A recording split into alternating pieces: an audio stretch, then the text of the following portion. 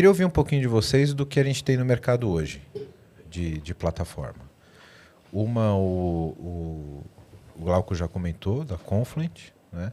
Eu já fui usuário também em vidas passadas da Confluent. E eu queria falar um pouco sobre as vantagens e desvantagens aqui do que a gente entende hoje dessas plataformas, né? Uma coisa, quando a gente falou da Confluent, que a gente estava até falando sobre serviço gerenciado, etc., que eu acho um ponto de destaque muito bom, é a questão, claro, além da gente ter um cluster Kafka gerenciado, que é uma operação muito, muito difícil, muito custosa para a infraestrutura, né? Questão dos conectores. Cara, o que você poupa de desenvolvimento com conector... É muito bom. E assim, até eu acho que até destacando isso, talvez valha a pena a gente também, inclusive, diferenciar um pouco quando a gente fala de serviços gerenciados, né? Eu entendo que, lógico, quando a gente fala de Confluent, a gente está falando de um serviço gerenciado, mas de um pacote, de uma solução que é muito mais completa, por exemplo, do que se você falar do mesmo serviço gerenciado, o Kafka, por exemplo, gerenciado numa AWS, numa Azure da vida. Uhum. Então, assim, são serviços completamente distintos, né? E aí eu acho que entra também no ponto que que a gente trouxe aqui no início, que é talvez até uma visão um pouco mais próxima do que eu, pelo menos, reconheço como plataforma, né? Então, ele está ali como uma plataforma, ele de fato suporta, ele te dá uma infraestrutura, ele te dá uma robustez para que você consiga construir o seu negócio, né, em cima dessa estrutura com muita confiança, com muita segurança, né? Então, eu acho que, inclusive, também é importante, eu acho que para quem está ouvindo a gente diferenciar e deixar claro, né, tornar explícito que há uma diferença, né? Então, o nível de exigência, quando você opta ou quer contratar isso, indo mais específico para o Kafka numa AWS, é completamente diferente. Eu posso te falar isso por experiência do que colocar uma ferramenta como a Confluent aqui. Sim. Cara, é um nível de abstração, vamos dizer assim, que é muito grande. É muito bom. Inclusive, a experiência é completamente diferente. De fato, tanto que chama Confluent Platform, né? E você... Diferente de você instanciar um objeto Kafka, por exemplo, no AWS ou no Google, etc., que é só objeto de mensageria.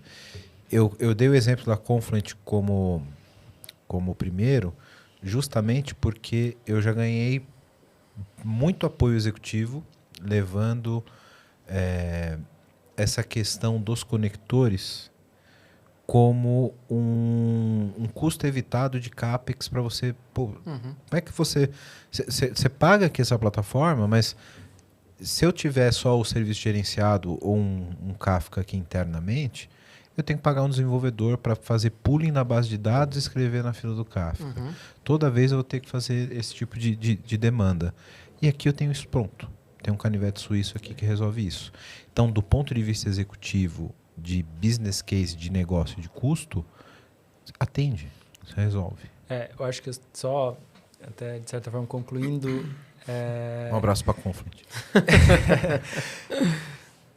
A gente está falando tudo isso e até a gente pode dizer, isso não tem preço. Não, tem preço, sim. Tem preço, ou se tem preço. Então assim, a gente tem que, de fato, entender, de fato, considerar isso no momento, né?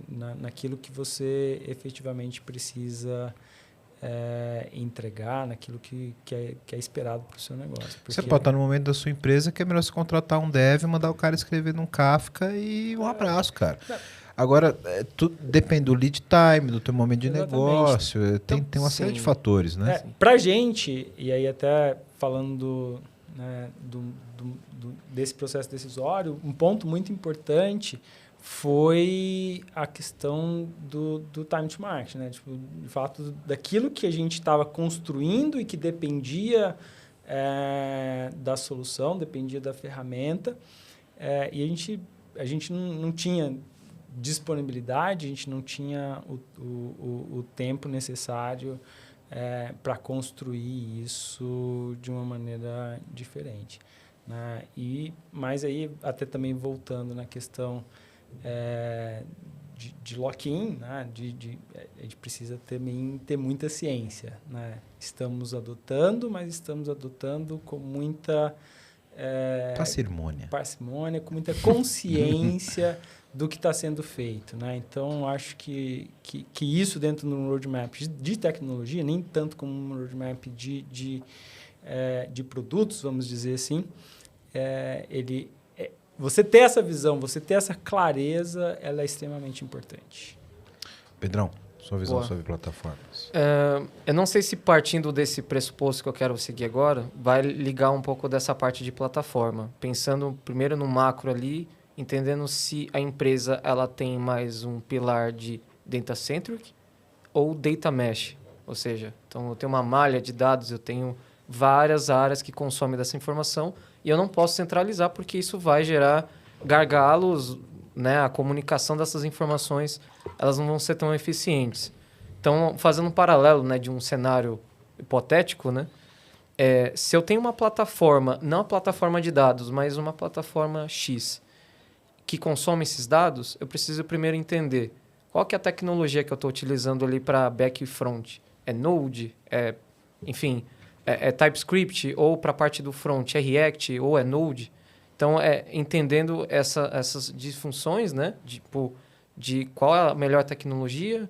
Na parte de dados ali no back-end, entendendo se eu vou utilizar um Type ORM para um relacional ou utilizando um Elastic ou um Dynamo, que eu tenho outras bibliotecas que eu consigo utilizar para montar queries, para fazer consultas.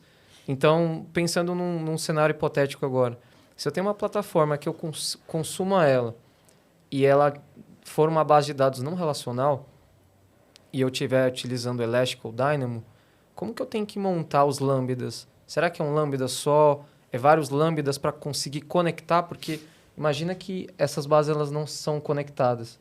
E eu, nessa plataforma final, eu vou consultar essas informações. Como que eu faço para poder trazer essas informações? Será que é mais custoso eu ter um não relacional do que ter um relacional num Postgres ou numa instância RDS, né? Que hoje a gente tem ali o RDS como pilar ali na AWS, né, em cloud.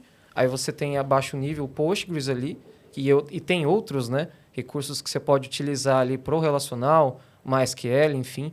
Então, acho que tem esse ponto de sensibilização também, né? E aí eu acho que já não envolve tanto a organização e a área de negócio, sim a área de tecnologia. O head que está ali à frente, entender qual é a melhor solução que ele pode conversar com um time para ver qual que faz mais sentido. E aí, eu sei que talvez eu esteja fugindo um pouco da parte de dados, porque as coisas meio que se conectam, né? Então, falando de cenário hipotético, que tem uma plataforma, que tem as tecnologias de back front, tem a parte de infraestrutura, os lambdas, os Datadogs implementados, enfim. Ou até, possivelmente, essa plataforma ela tem integrações com outras bases, né? Ou seja, eu estou conectando com uma outra ferramenta que eu preciso consumir essas informações. Então, como que eu faço essas integrações? Será que eu utilizando nesse meio do caminho soluções open source faça mais sentido? Ou eu pego um pacotão de uma plataforma proprietária e implemento toda essa camada dentro dele, né? Eu tive amigos também que vinham implementando soluções para... Sabe o Telegram, né? Ali quando você... Não sei se vocês já viram, obviamente, né? Que tem ali uns botzinhos, né? Quando você faz as perguntas. Já fiz umas brincadeiras.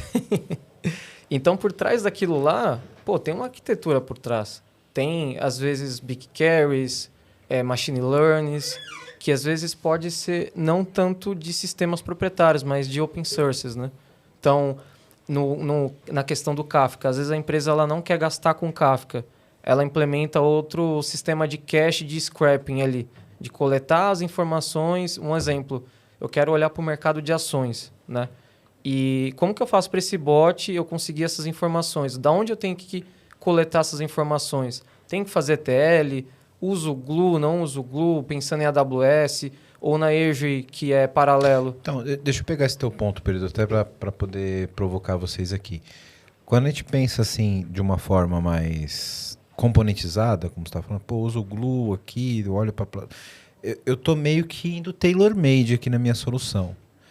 Como vocês veem isso versus, por exemplo, um Databricks, que ele já traz um frameworkzinho ali meio que formatado para você. Você tem aqui a tua Silver, Bronze e tal, ouro. Você, cara, você dá 2 cliques lá, tá aqui o teu Data Lake Warehouse. Te conduz à solução. Isso, o cara traz a solução, né? Você perde um pouco dessa flexibilidade. Exato. Que eu, como arquiteto, adoro. Eu sou, cara, pô, eu vou usar, aqui eu posso usar isso e tal. Mas se eu trago um Databricks, por exemplo, eu não vou dizer engessado, porque tem uma grande flexibilidade ali no uso, de acordo com o caso de negócio que você está trabalhando. Isso não é uma crítica. Mas ele já traz um framework de trabalho. Exato. Já traz ali uma disciplina, né? Por exemplo, você vai trabalhar com data e tal. Independente se você tem um data mesh por trás, você vai trabalhar em gestão, naquela camadinha de barramento do Databricks, para fazer a ingestão de dados, vai passar pelas camadas. Isso pode ser bom para algumas empresas, que não tem ali um head de dados ali já preparado para fazer isso. Pode não ser tão bom para outras, Exato. como o caso estava falando de você ter coisas mais personalizadas. Eu acho que essa é a essência do que a gente está discutindo, né, cara? Sim. Quando que eu trago isso, e a gente volta para a tomada de decisão que o Glauco bem colocou, né?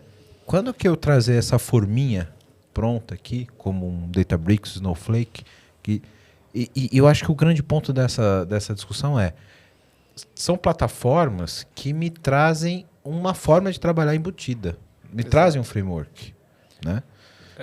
E muitas vezes eu acho que esse tipo de, até generalizando, né, esse tipo de plataforma, ele está associado a um processo inicial, a um processo onde há uma necessidade de acelerar, e que quando você evolui dentro da utilização da própria plataforma, você começa a identificar algumas deficiências, identificar algumas oportunidades que você se sente um pouco limitado, né?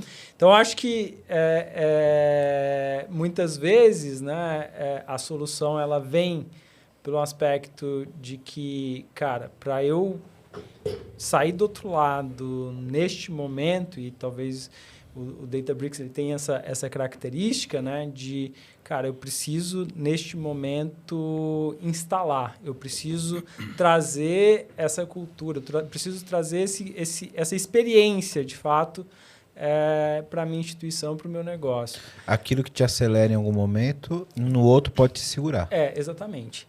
E aí, inevitavelmente, a gente vai falar da questão do lock-in, da questão de você, ao adotar essa solução, inicialmente adotar essa solução, a gente garantir, né, um desacoplamento para que você consiga evoluir de uma maneira muito sadia. Né? Então,